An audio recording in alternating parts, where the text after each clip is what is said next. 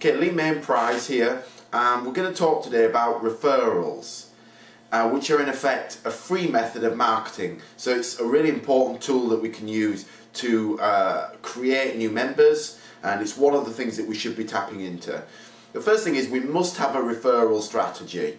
Some of you might be saying, well, I'm already getting lots of referrals already, so why do I need to do anything else? Well, imagine, just like anything, if you really focus on something and you really have a targeted and direct approach, then you can only be much more effective from there, and we can sit back and enjoy the results that are coming in from that, because in effect it's free, so we ought to be tapping into it. So if you've been around a while, you're probably referring and enjoying getting lots of referrals coming in, because you've been around a while and you've developed credibility and a good reputation in the area, and or you're just simply doing a really good job, and people are proud to recommend you to their friends. So when you get a referral, it's a little bit like getting an asset. And imagine all your customers are an asset, just like your computers and other things like that. They might not go on the balance sheet through your accounts, but they are an asset. And the reason why they're an asset is because of the people that they know and the relationships they have with other people, and the level and depth of those relationships based on trust and respect. Now that's a massive asset to tap into, and it's a massive asset for you to utilize. It's a real piece of gold, but it may be lying below the surface, and it might just require a little bit of mining. So just for argument's sake, let's say you're flicking through the local daily newspaper and you see an ad, and it's something that might interest you, it might not, and you just passed the page, you thought, oh, that's quite good, I could maybe do with that, but you just leave it for now. Now compare that to, let's say, a friend that you've known for 10 years, you really like them, you have a lot of respect and trust for this person, and they're talking about this product and they're really raving about it.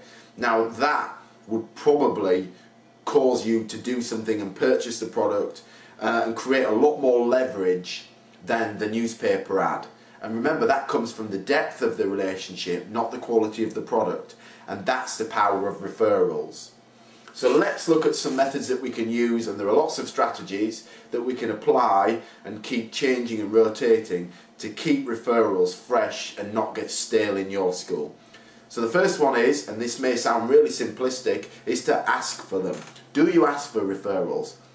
If you start asking for them, I can guarantee you'll get a significant increase in the people that start referring.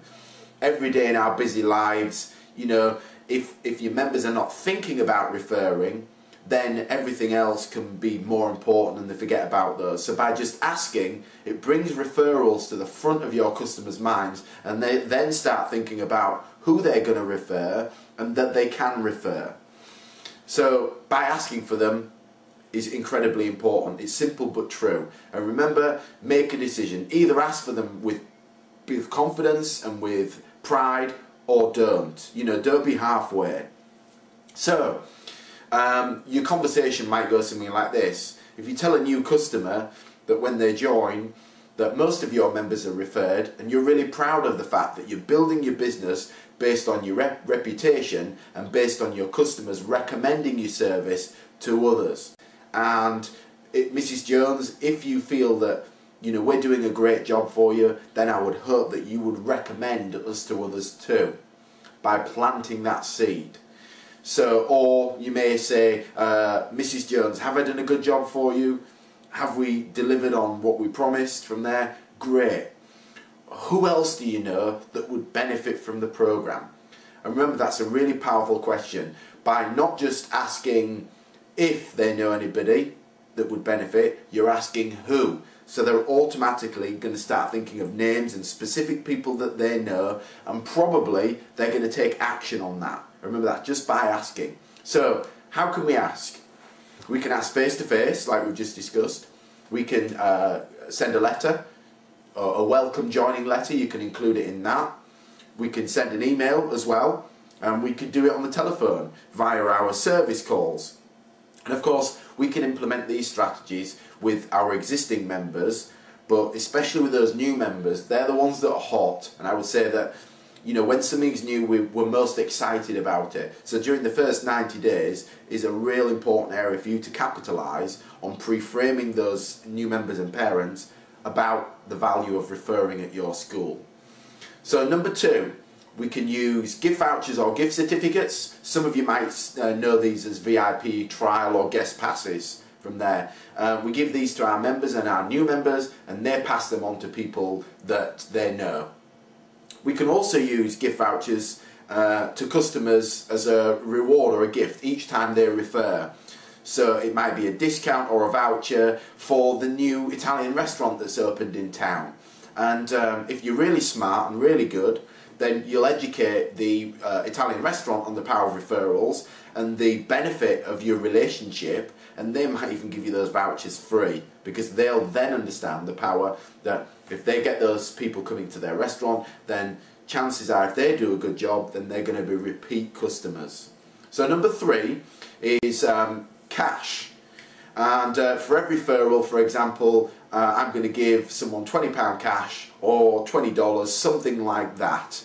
So remember that often certain people will do anything to make money or save money. So what you would do, in effect, be doing by this is to turn your customers into your sales team, and they'll do a much better job than any of your employees will at selling the program to their friends, colleagues and family. So they will virtually act as commission-only salespeople. So that's another way we can tap in. You know, we can offer that as maybe gifts, you know, maybe a weekend trip away, or it could be some pro shop vouchers. You can keep rotating it to tweak people and motivate them. Okay, number 4 is referral events. So you may want to host a bring a friend evening every month, so that on a designated date people know that they can bring a friend to try out the program without making a specific appointment. Just another way for them to come along with a friend and get comfortable and make it easier for them to get started and introduce them to your school. You can also do targeted special events like anti-bully nights, parents only classes, and just, you know, there's lots of ideas in the marketing zone in the members area, as well as lots of specific referral campaigns that you can download and add your details and implement them very cheaply and quickly. Okay, number 5 is getting your customers or your members to give you the contact details of their friends. So instead of them speaking to their friends and prompting them to call, you're prompting your members to give them your details. So for example, you may have a campaign where you'll give them a free month for every member that that enrolls, and all they have to do is give you the details of their friends, and you'll contact them on their behalf and invite them in for a free trial at the academy as a special guest. Okay, and the 6th and really the final method of referrals is using the internet. So for example, you may send an email out to your members, and you may encourage them to forward that to their friends.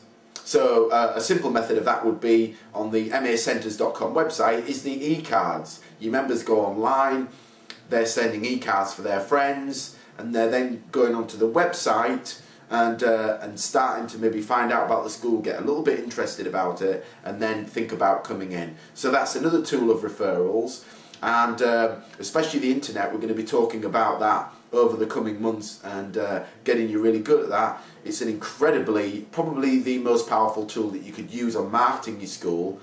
We're going to be covering that in more detail, but you know, you could start in the basic form by getting your members to forward emails to their friends, or you know, educating them about sending e-cards to their friends, or in effect you sending e-cards off the website to your students and then getting them to pass them on to their members. So it's free marketing. We ought to be utilising it, and again, one of the most important things about being a really successful school owner is not to dabble, not to have a play and do this, is to really make a commitment to get really good at one thing. Focus on it, tweak things, change your approach, change your results, And by doing that, you can become a real expert at something. And there's a difference between just dabbling and trying something to over a consistent period, really focusing, tweaking, getting good, changing your approach so you can become an expert, and that's when you start to achieve those really outstanding results.